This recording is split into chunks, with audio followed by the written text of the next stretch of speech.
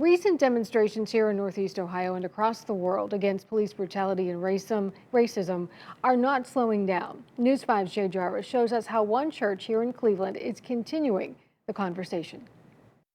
Every Sunday since George Floyd's death, the congregation here at St. Aloysius Church have planted these crosses marked with the names of Black people killed by police outside of the church, remembering their lives, praying for their families, and hoping for change.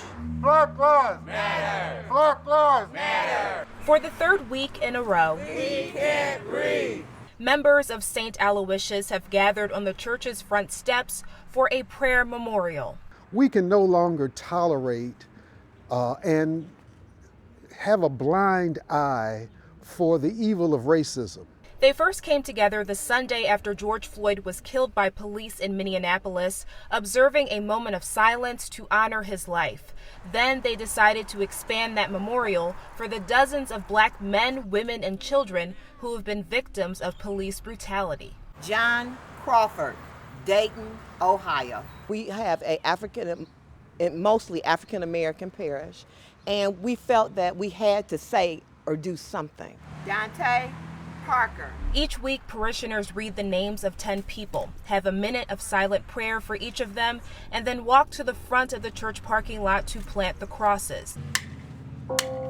Each one bearing the names of each victim, as well as the cities where they died, including right here in Cleveland. It's a good feeling to know that we're doing something, we're making a statement, and placing their names on a cross brings that Christianity aspect into our beliefs that these deaths are wrong. And in addition to their prayers, parishioner Gregory Clifford says members of the congregation are also planning on using their votes to usher in change. Vote for change is an important aspect of how we can put the right individuals into positions of power that are sensitive to the needs of the community. Charlotte Perkins, a pastoral council chairperson at the church and a former Cleveland police officer for 25 years, says it's painful to see so much violence. She's calling for more police training as well as more diversity.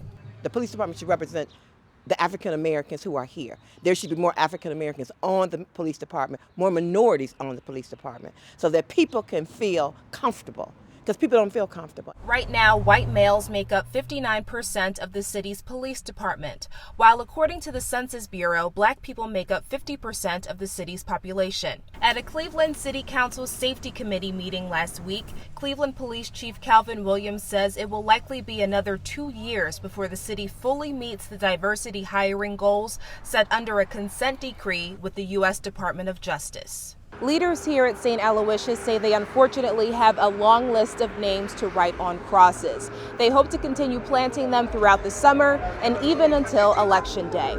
In Cleveland, Jay Jarvis, News 5.